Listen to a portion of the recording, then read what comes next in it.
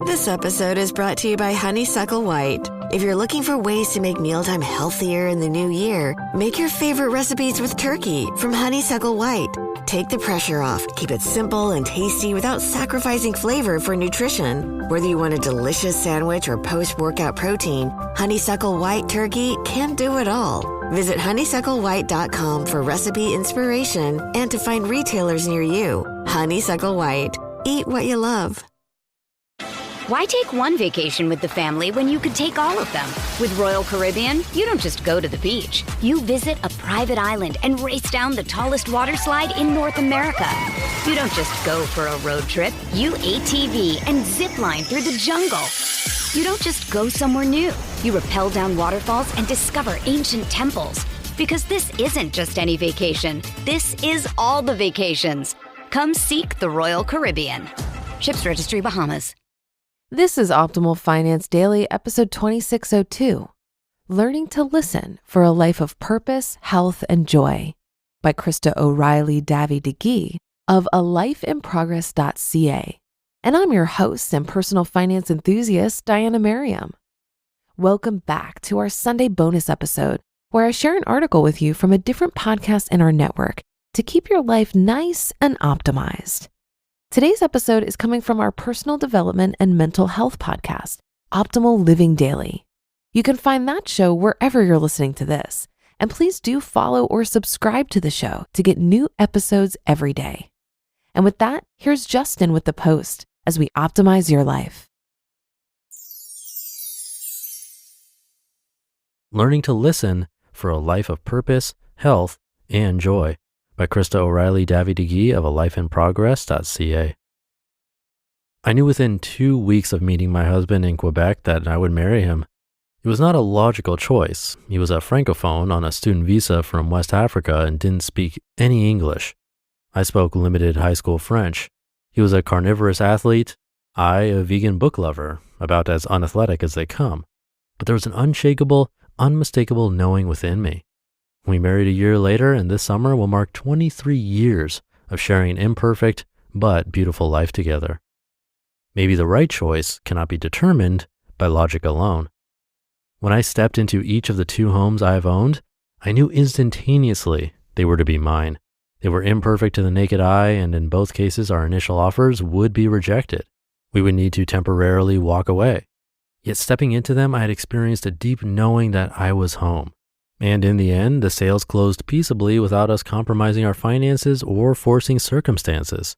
These humble homes have prospered us financially and sheltered us as we walk through seasons of struggle.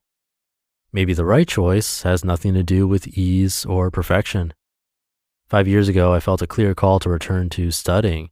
It did not make sense in terms of finances or energy. I was homeschooling 3 kids, living on one salary that already felt tight.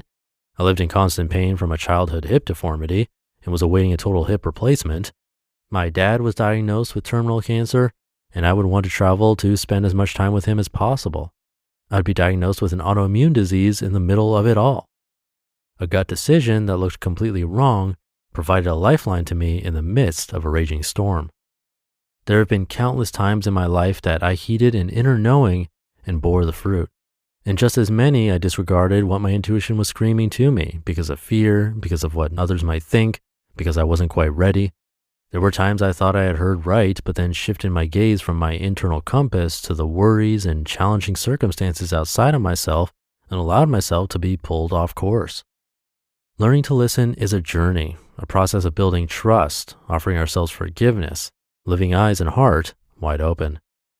Learning to listen has called me to break up with wine, to begin eating meat after 2 decades of vegetarianism, to take breaks from my blog or social media when my soul feels weary. It calls me to use my voice persistently with doctors when something does not seem right in myself or with a child, to take personal responsibility for my mental and physical wellness when it would be far easier to defer to another, to let go of a relationship when I am fighting for life and she wants to stay where she is. Learning to listen means saying yes to scary opportunities that align with my mission and saying no to so many more, even if this permanently closes doors to me. It means choosing to offer others the same respect I desire for myself, even if this means being hurt or disappointed on occasion. It means walking up to a complete stranger because I see in her a kindred spirit and being gifted with one of my most beautiful relationships ever. It means asking for help when I'm in trouble and cannot do it anymore on my own. We need to learn to listen. Slowly but surely, as I let go of running and numbing and learn to listen and respond to what I hear, I move closer to freedom. Joy deepens. I begin to walk with greater confidence, not in assurance that I will avoid mistakes or challenge because these are all part of the messy journey, but a trust that I don't have to fear the process. Sometimes I listen and don't get an answer right away, so I sit with my impatience, curious, and choose to just do the next right thing that I already know, and then the next until the answer comes. Waiting can be a critical part of learning to listen. I invite you to sit, take a few deep breaths, and listen in right now. Notice where tension or joy live in your body. What have you been ignoring or hiding from? Are you filled with negative self-talk, and could you replace this with a kinder truth? What is that thing you have dreamed of doing but suppressed out of fear? Name it and hang out with it for a while.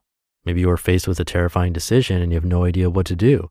But if you shake off the fear, the outer expectations, the inner judgment, can you hear even a still small voice directing you to one small step?